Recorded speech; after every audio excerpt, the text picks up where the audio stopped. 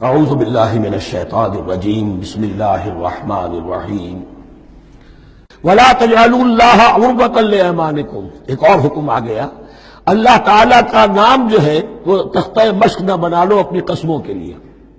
قسم کھا بیٹھا میں تو اللہ کی قسم کھا بیٹھا ہوں، اب یہ قسم کھا بیٹھا اس لیے میں یہ کام نہیں کر سکتا، چاہے وہ نیکی کا کام تھا۔ کسی وقت غصے میں آدمی آ کر قسم کھا بیٹھتا ہے۔ حضرت ابو بکر صدیق نے بھی قسم کھا لی تھی۔ مستح ان کا ایک ایسا تھا مسلمان غریب جس کی وہ مدد کیا کرتے تھے، لیکن مستح بھی جب حضرت عائشہ پر تہمت میں ملوث ہو گیا تو حضرت ابو بکر نے قسم کھا لی کہ یہ بدبخت جس کی میں سرپرستی کرتا رہا یہ بھی میری بیٹی پر تہمت لگانے میں شامل ہو گیا، اب میں اس کی کبھی مدد نہیں کروں گا۔ یہ سورہ نور میں آئے گا، ان سے کہا گیا نہیں ایسا نہ کرو، تم اپنے نیکی کے دروازے کو کیوں بند کرتے ہو؟ قسم کھا لی، قسم کو کھول دو، کفارہ دو۔ وَلَا تَجْعَلُوا اللَّهَ عُرْضَةً لِأَيْمَانِكُمْ أَن تَبَرُّوا وَتَتَّقُوا، نیکی کا کام کرنے سے، تقویٰ کے کام سے رکنے کے لیے قسم کھا لینا۔ وَتُصْلِحُوا بَيْنَ النَّاسِ، اور اس سے کہ لوگوں کے مابین مصالحت کرو۔ اب آپ نے کسی دو بھائیوں کے درمیان جھگڑا تھا، مصالحت کی کوشش کی، آپ کی بات نہیں مانی گئی، اب اللہ کی قسم ہے صاحب اب میں آپ کے معاملے میں دخل نہیں دوں گا، اب میں تو قسم کھا بیٹھا۔ نہیں بھائی، اصلاح بین الناس جو ہے، اصلاح ذات البین، یہ کرتے رہو، اور ایسی قسم کھائی ہے اس کا کفارہ دو۔ واللہ سمیع علیم، اور اللہ تعالیٰ سننے والا اور جاننے والا ہے۔ لا یؤاخذکم اللہ باللغو فی ایمانکم، اللہ تعالیٰ مؤاخذہ نہیں کرے گا تم سے جو تم بغیر مقصد کے، بغیر عزم اور ارادے کے قسم کھا بیٹھتے ہو۔ یہ عربوں کا رواج ہے، واللہ باللہ کے بغیر ان کا کوئی جملہ شروع ہی نہیں ہوتا۔ تو یہ در حقیقت قسم کھانے کا ان کی اس وقت نیت نہیں ہوتی، بلکہ یہ ان کا ایک جس کو ہم کہتے ہیں تکیہ کلام ہے، ان کا ایک اسلوب ہے گفتگو کا، واللہ باللہ ہے، تو اس پر مؤاخذہ نہیں ہے۔ وَلَٰكِن يُؤَاخِذُكُم بِمَا كَسَبَتْ قُلُوبُكُم، ہاں جو تم نے ارادہ کر کے، تمہارے دلی ارادے کے ساتھ جو تم نے قسم کھائی ہے، پھر اس پر مؤاخذہ ہوگا، اس سے توڑو گے، اس کا ایک کفارہ ہے وہ بعد میں آئے گا۔ وہ کفارہ جو ہے وہ پھر سورہ مائدہ کے اندر آ جائے گا۔ میں نے عرض کیا تھا کہ یہ اصل میں سورہ بقرہ میں بلو پرنٹ آ رہا ہے شریعت اسلامی کا، اور اس کے جو اصل چیزیں ہیں وہ پوری تکمیلی احکام وہ پھر آخر میں آئیں گے، کچھ سورہ نساء میں، کچھ سورہ مائدہ میں۔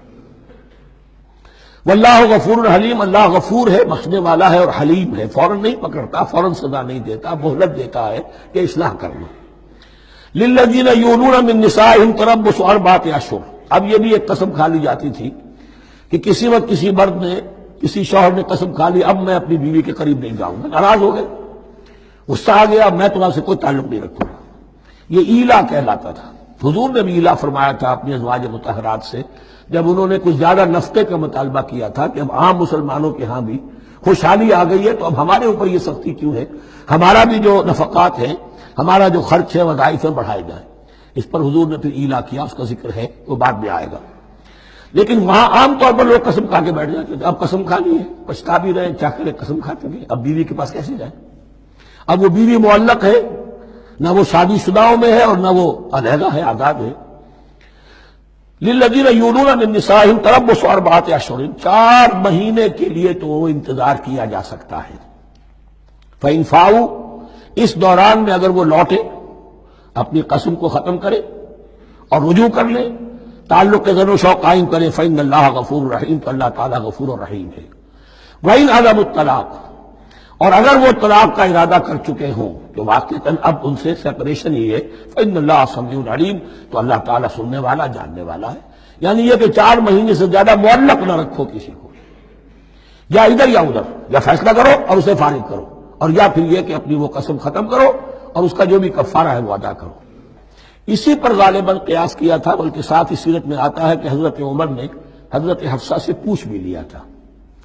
حالانکہ دیکھیے کہ باپ اور بیٹی کا معاملہ ہو رہا ہے، اور باپ بیٹی سے سوال کر رہا ہے، دین کے معاملے میں حیا اور شرم کی بات نہیں ہوتی۔ ان اللہ لا یستحی ان یضرب مثلا ما بعوضۃ فما فوقها، تو یہ کہ جو لوگ جہاد پر جاتے تھے کچھ سال بھر گھر واپس نہیں آ رہا، اب ایک طرف تو ان پر مشقت ہے، وہ بیویوں سے دور ہیں، اہل و عیال سے دور ہیں، ادھر عورتیں جو ہیں وہ بغیر شوہروں کے جو وقت گزار رہی ہیں، تو پوچھا کہ کتنا عرصہ تم سمجھتی ہو کہ ایک عورت اپنی عصمت اور عفت کو سنبھال کر اپنے شوہر کا انتظار کر سکتی؟ تو حضرت حفصہ نے کہا 4 ماہ۔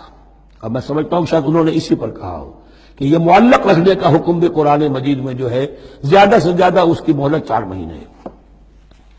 والمطلقات یتربصن بانفسهن ثلاثة قروء، اور جنہیں طلاق دے دی جائے ان پر لازم ہے کہ وہ اپنے جیوں کو روکے رکھیں 3 حیض تک، یہ عدت ہے۔ طلاق کے بعد 3 مہینے کی عدت ہے۔ اس عدت میں یا تو شوہر رجوع کر لے گا اگر 1 یا 2 طلاقیں ہیں، تیسری طلاق ہو گئی تو رجوع کا حق نہیں ہے، وہ بعد میں بات آ جائے گی، اور اسی میں چاہے تو اس کے بعد جب مدت ختم ہو جائے گی تو پھر اب شوہر کا حق ختم ہو جائے گا، اب وہ آزاد ہوگی، لیکن اس مدت کے اندر وہ دوسری شادی نہیں کر سکتی۔ والمطلقات یتربصن بانفسهن ثلاثة قروء ولا يحل لهن ان يكتمن ما خلق الله في ارحامهن، اور ان کے لیے یہ حلال نہیں ہے، جائز نہیں ہے کہ وہ چھپا لیں جو کچھ کہ اللہ نے پیدا کر دیا ہو ان کے ارحام میں۔ اگر حمل ٹھہر گیا ہے اور بیوی کو ڈر ہے کہ اب یہ شوہر تو طلاق دے دے گا، وہ اپنا حمل چھپا رہی ہے تاکہ پتہ ہی نہ چلے اس کو، کیونکہ وہ چاہے گی کہ بچہ میرے پاس رہے، بچہ بچی جو بھی ہو۔ ظاہر بات ہے کہ بچہ اور بچی جو ہے وہ ماں کے لیے تو جگر گوشہ ہے، اس کے جسم کا ٹکڑا ہے، اس کے جسم کا لوتھڑا ہے، تو وہ چھپانے کی ٹینڈنسی ہوتی ہے کہ وہ جھگڑا ہی نہ اٹھے۔ ولا يحل لهن ان يكتمن، ان کے لیے جائز نہیں ہے کہ وہ چھپائیں ما خلق اللہ فی ارحامہن، جو کچھ کے پیدا کر دیا ہے اللہ نے ان کے رحموں میں۔ ان کن یؤمن باللہ والیوم الآخر، اگر وہ فی الواقع ایمان رکھنے والی ہے اللہ پر اور یوم آخر پر۔ وبعولتهن احق بردهن فی ذلک ان ارادوا اصلاحا، اور یہ جو عدت کی مدت ہے اس میں ان کے شوہروں کو حق حاصل ہے، زیادہ حقدار ہے کہ انہیں لوٹا لیں، اسے رجعت کہتے ہیں، رجوع کیا جا سکتا ہے عدت کے اندر لیکن تیسری طلاق کے بعد نہیں۔ پہلی طلاق، دوسری طلاق، اس کے بعد دونوں میں جو عدت ہوگی اس میں رجوع کر سکتا ہے شوہر، اس کا اختیار ہے۔ بیوی کو نہ کہنے کا اختیار نہیں ہے کہ اب تم طلاق دے چکے ہو، اب میں تمہاری بات ماننے کو تیار نہیں ہوں، اس کا اسے حق نہیں ہے۔ اسے پھر وہ مرد کا جو حق ہے وَبَعُولَتُهُنَّ أَحَقُّ بِرَدِّهِنَّ، وہ زیادہ حقدار ہے کہ انہیں لوٹا لے، فی ذالک، اس مدت کے اندر ان ارادوا اصلاحا، اگر وہ واقعتاً اصلاح ہی چاہتے ہیں۔ وَلَهُنَّ مِثْلُ الَّذِي عَلَيْهِنَّ بِالْمَعْرُوفِ، اور ان کے لیے حقوق ہیں جو کہ مناسبت سے ہیں ان کی ذمہ داریوں کے۔ وَلِلرِّجَالِ عَلَيْهِنَّ دَرَجَةٌ، اور مردوں کو ان پر ایک درجہ فوقیت کا، ایک درجہ فضیلت کا، ایک درجہ حقوق کا حاصل ہے۔ واللہ عزیز الحکیم، اور اللہ تعالی زبردست ہے اور حکمت والا ہے۔ یہ آیت اصل میں اس زمانے میں بہت مس انٹرپریٹ ہوئی ہے اور بعض مترجمین نے بھی ترجمہ غلط کیا ہے، یعنی اس کا یہ ترجمہ کرنا لہن مثل الذی علیہن، ان کے بھی حقوق مردوں پر ویسے ہی ہیں جیسے مردوں کے حقوق ہیں ان پر، تو یہ تو مساوات ہو گئی، اور مساوات جو اسلامی شریعت میں مرد اور عورت کے درمیان، شوہر اور بیوی کے درمیان نہیں ہے۔ مراد کیا ہے؟ لام اور اعلیٰ کا جو استعمال ہوتا ہے عربی میں، لام کسی کے حق کے لیے اور اعلیٰ کسی کی ذمہ داری کے لیے۔ لہن ان کے لیے حقوق ہیں، مثل الذی علیہن جیسے کہ ان پر ذمہ داریاں ہیں۔ اللہ تعالیٰ نے جیسے ذمہ داری مرد پر ڈالی ہے ویسے حقوق اس کو دیے ہیں، جیسے ذمہ داری عورت پر ڈالی ہے اس کی مناسبت سے کورسپونڈنگلی پروپورشنیٹ جو ہے اس کو بھی حق دے دیے ہیں۔ اور اس بات کو کھول دیا، مساوات کہاں سے آئے گی جب کہہ دیا وَلِلرِّجَالِ عَلَيْهِنَّ دَرَجَةٌ، اور مردوں کو ان پر ایک درجہ حاصل ہے، فوقیت کا درجہ حاصل ہے۔ واللہ عزیز الحکیم، اب یہ تمہیں پسند ہو تب بھی اور ناپسند ہو تب بھی اللہ تعالی عزیز ہے، حکیم ہے، وہ سب کچھ جاننے والا ہے، اور وہ زبردست ہے جو چاہے حکم دے، اور حکیم ہے، حکمت والا ہے، اس کا حکم حکمت پر مبنی ہے۔ صدق اللہ العظیم۔